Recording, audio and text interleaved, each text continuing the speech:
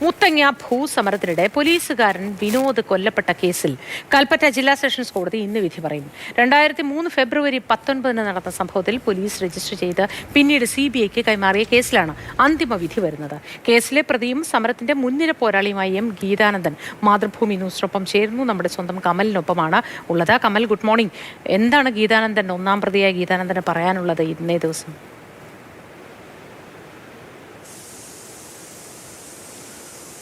മോത്തി, 23 വർഷങ്ങൾക്ക് ശേഷമാണ് ഈ കേസിൽ കൽപ്പറ്റ സെഷൻസ് കോടതി വിധി പറയുന്നത്. ആദ്യം ലോക്കൽ പോലീസും പിന്നീട് ക്രൈംബ്രാഞ്ചും ഏറ്റവും ഒടുവിൽ CBIയുടെ ചെന്നൈ യൂണിറ്റുമാണ് ഈ കേസ് അന്വേഷിച്ചത്. എറണാകുളത്തെ CBI കോടതിയിലായിരുന്നു കേസിന്റെ വിചാരണ തുടങ്ങിയത്. പിന്നീട് ഈ പ്രതികളായ പലരും വയനാട്ടിലെ ആദിവാസി വിഭാഗങ്ങളിൽ നിന്നുള്ള പ്രായമായവരും ഒക്കെയാണ്. അങ്ങനെ അപേക്ഷ പരിഗണിച്ചാണ് കൽപ്പറ്റ സെഷൻസ് കോടതിയിലേക്ക് വിചാരണ മാറ്റിയത്. എന്തായാലും 23 വർഷങ്ങൾക്ക് ശേഷം കേസിൽ വിധി പറയാൻ പോവുകയാണ്. കേസിലെ മുഖ്യ പ്രതിയും അതോടൊപ്പം ആദിവാസി ഗോത്ര മഹാസഭയുടെ നേതാവും അന്ന് സമരത്തിന് നേതൃത്വം നൽകിയ ആളുമായ M ഗീതാനന്ദനാണ് നമ്മളോടൊപ്പം ചേരുന്നത്.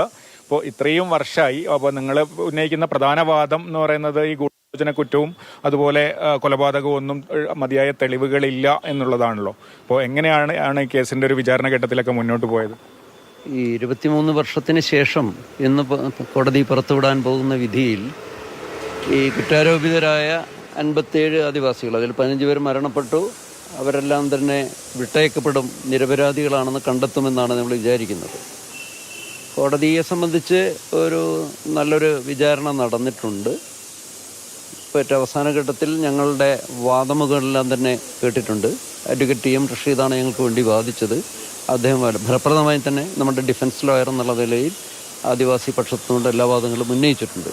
ഇതൊരു കെട്ടിച്ചമച്ച കേസാണ്. കെട്ടിച്ചമച്ച കേസെന്ന് പറയുമ്പോൾ മുത്തങ്ങ സംഭവം എന്ന് പറയുന്നത് കേരളത്തിൽ മറ്റ് സമാന്തരങ്ങളില്ലാത്തൊരു മനുഷ്യാവകാശ ലംഘനത്തിൻ്റെ ഒരു സംഭവമാണ് എന്നുള്ളതാണ് അതിൽ പ്രധാനമായിട്ടുള്ള വിഷയം. അന്ന് AK ആന്റണി ഗവൺമെൻറ് വൻതോതിൽ കോർണർ ചെയ്യപ്പെടുന്നൊരു സംഭവമാണ്. സ്വാഭാവികമായും അദ്ദേഹത്തെ പ്രത്യേകിച്ചും ഡിഫെൻഡ് ചെയ്യാനും അദ്ദേഹത്തെ സംരക്ഷിക്കാനും ഗവൺമെൻറ് കുറ്റകൃത്യങ്ങൾ മറച്ചു വെക്കാനും വേണ്ടി ബിൽഡപ്പ് ചെയ്ത് അല്ലെങ്കിൽ നിർമ്മിച്ചെടുത്തൊരു കേസാണ് ഗോത്രവർഗ വിഭാഗങ്ങൾക്കെതിരെ ഉണ്ടായിരുന്ന 6 FIRകളാണെന്നുണ്ടായിരുന്നത്. ആ കേസുകളെല്ലാം തന്നെ 2003 ഫെബ്രുവരി 17 മുതൽ 19 വരെ നീണ്ടു നിൽക്കുന്ന സന്ദർഭങ്ങളിലാണ് കേസുകൾ. അതിൽ ഞങ്ങൾക്കെതിരെ 12 FIRകൾ ഉണ്ടായിരുന്നു. 6 വനത്തിൽ അതിക്രമിച്ച് കയറി എന്നുള്ള ഫോറസ്റ്റ് ഒഫൻസുമായി ബന്ധപ്പെട്ടതാണ്. 6 കേസുകൾ ഞങ്ങൾക്കെതിരെ ഈ പറഞ്ഞ 2 ദിവസങ്ങളിലായി നീണ്ടു നിന്ന ക്രിമിനൽ ഒഫൻസുമായി ബന്ധപ്പെട്ടതാണ്. 13ാമതൊരെണ്ണം ഉണ്ടായിരുന്നത് ജോഗിയുടെ മരണവുമായി ബന്ധപ്പെട്ട FIR ആണ്. അതിപ്പോഴും ഒരു അനാഥ ജഡമായി, ഒരു അസ്വാഭാവിക മരണം എന്നുള്ളതിൽ അന്വേഷിക്കപ്പെടാതെ കിടക്കുകയാണ്. ഈ കേരള പോലീസ് അന്വേഷിച്ചുകൊണ്ടിരുന്ന കേസ് പിന്നീട് ക്രൈംബ്രാഞ്ച് ഏറ്റെടുക്കുകയും ക്രൈംബ്രാഞ്ച് വളരെ മുന്നോട്ട് പോവുകയും ചെയ്തിരുന്നു. ഞങ്ങൾ ആ കേസിൽ അന്വേഷണം തൃപ്തികരമല്ല എന്ന് ആവശ്യപ്പെട്ടിട്ടില്ല. സംസ്ഥാന ഗവൺമെൻറ് അങ്ങനെ ഒരു പരാതി ഉണ്ടായിരുന്നില്ല. പക്ഷേ ആരും ആവശ്യപ്പെടാതെ ഈ കേസ് ഏകപക്ഷീയമായി CBIക്ക് വിട്ടു എന്നുള്ളതാണ് ഇതിൽ ഈ നീതി നിഷേധത്തിൻ്റെ വലിയൊരു വശമുള്ളത്. കാരണം മുത്തങ്ങ സംഭവം കഴിഞ്ഞ് ഒരാഴ്ച കഴിഞ്ഞതിന് ശേഷം ദേശീയതലത്തിൽ വല്ല കോൺട്രവേഴ്സി ആയി എന്നുള്ളത് ഇവർക്കും അറിയാമല്ലോ. ദേശീയതലത്തിൽ ഡൽഹിയിൽ തന്നെയുള്ള സിവിൽ റൈറ്റ്സ് ആക്ടിവിസ്റ്റുകൾ ഇതിനുവേണ്ടി ഇടപെടുകയും അന്ന് നിർമ്മല ദേശ്പാണ്ഡെ എന്ന് പറയുന്ന ഒരു activist national human rights commission ഒരു പരാതി നൽകുകയും ചെയ്യുന്നു. ആ പരാതി വിശ്വാസത്തിലെടുത്ത് അദ്ദേഹം ഒരു കേസ് തന്ന ജസ്റ്റിസ് ആനന്ദായിരുന്നു, റിട്ടയർഡ് ചീഫ് ജസ്റ്റിസ് ആയിരുന്നു, ദേശീയ മനുഷ്യാവകാശ കമ്മീഷൻ്റെ ചെയർപേഴ്സൺ. അദ്ദേഹം എടുത്തൊരു കേസിൽ വളരെ നിർണായകമായ ഒരു വിധി പുറപ്പെടുവിക്കുന്നുണ്ട്. അത് മുത്തങ്ങ സംഭവം 16 പേർ കൊല്ലപ്പെട്ടു എന്നുള്ളതാണ് അന്ന് ദേശീയ തലത്തിൽ മാധ്യമങ്ങളൊക്കെ വന്നതുകൊണ്ട് തന്നെ അതേ സംബന്ധിച്ച് സമഗ്രമായുള്ളൊരു അന്വേഷണം ആവശ്യമാണെന്നും മുത്തങ്ങ സംഭവത്തിലേക്ക് എത്തിച്ചേർന്ന എല്ലാ വിഷയങ്ങളും സമഗ്രമായി അന്വേഷിക്കണമെന്നാണ് ഹ്യൂമൻ റൈറ്റ്സ് കമ്മീഷൻ ആവശ്യപ്പെടുന്നത്. ആ ആവശ്യം നിലനിൽക്കെ, അല്ലെങ്കിൽ ആ ആവശ്യം സംസ്ഥാന ഗവൺമെൻറ്റും അതിൻ്റെ വിജ്ഞാപനത്തിലൂടെ അംഗീകരിച്ചു കഴിഞ്ഞിരുന്നു. അതായത് 2003 മാർച്ച് 23 അവരെ നോട്ടിഫിക്കേഷൻ ഇറക്കി. ഇത് കഴിഞ്ഞ് മെയ് 3 or 4 ആണ് സംസ്ഥാന ഗവൺമെൻറ് ഈ ക്രൈംബ്രാഞ്ച് അന്വേഷിച്ചിരുന്ന മുഴുവൻ കേസും ഈ CBI അന്വേഷിക്കുന്നത്. അവിടെ ഫലപ്രദമായ ഒരു അന്വേഷണം അട്ടിമറിക്കുക എന്നൊരു ലക്ഷ്യത്തിനുണ്ടായിരുന്നു എന്നുള്ളതാണ്. അട്ടിമറി ഞാൻ വളരെ കൃത്യമായും പറയുന്നത്, ആദിവാസികൾക്കെതിരെയുള്ള മനുഷ്യാവകാശ ലംഘനങ്ങൾ അന്വേഷിക്കേണ്ട ആ അന്വേഷണത്തെ അട്ടിമറിക്കുക എന്നുള്ളതായിരുന്നു ആൻ്റണി ഗവൺമെൻറ് താല്പര്യം. അദ്ദേഹത്തിന് അന്ന് വാജ്പേയിയുമായിട്ട് നല്ല ബന്ധമായിരുന്നു. സ്വാഭാവികവും ആൻ്റണിയെ രക്ഷിക്കുക എന്നുള്ള ഒരു സോഫ്റ്റ് കോർണർ ദേശീയ ഗവൺമെൻറ്, യൂണിയൻ ഗവൺമെൻറ് ഉണ്ടായിട്ടുണ്ടെന്ന് വേണം മനസ്സിലാക്കാൻ. സാധാരണഗതിയിൽ CBIക്ക് അങ്ങനെ ഒരു അന്വേഷണം നടത്താനുള്ള അധികാരമില്ല. ഡൽഹി പോലീസ് സ്പെഷ്യൽ ആക്ടിൻ്റെ പരിധിയിൽ വരുന്നതാണ്. ഈ ക്വസ്റ്റ്യനാണ് ഞങ്ങൾ ഈ കേസിലും മുമ്പ് ഹൈക്കോടതിയിൽ ഉന്നയിച്ചിരുന്നത്. അതായത് സാധാരണ അന്വേഷണം തൃപ്തിപരമായ ഒരു തുടരന്വേഷണമേ പറ്റൂ. പക്ഷേ ഒരു പുതിയ ഒരു ഡിനോവോ അന്വേഷണമായി CBIക്ക് അന്വേഷണം ഏറ്റെടുക്കാനുള്ള ലോക്കൽ സ്റ്റാൻഡ് ഇല്ല എന്നുള്ളതാണ് ഇതിലൊന്നാമത്തെ ഒരു പ്രശ്നം. ഇപ്പോൾ 15 പേര് മരിച്ചു എന്ന് പറഞ്ഞു. ഇപ്പോൾ ബാക്കി എല്ലാവരും ആരോഗ്യ പ്രശ്നങ്ങളിലൊക്കെയാണ്. എന്താണ് ഈ പ്രതികളുടെ അവസ്ഥ? ഈ സമരത്തിന്റെ ഭാഗമായിട്ട് പിന്നീടുള്ള കരാർ പ്രകാരം ഇവർക്കൊക്കെ ഭൂമി കിട്ടിയോ? നമ്മുടെ കേസിലെ പ്രതികളൊക്കെ ഭൂമി കിട്ടിയവരും ഒക്കെയാണോ? അവരുടെ ആരോഗ്യസ്ഥിതിയും 2014 6 മാസക്കാലം നീണ്ടു നിൽക്കുന്ന ഒരു നിൽപ്പ് സമരം ഓർമ്മയുണ്ടല്ലോ.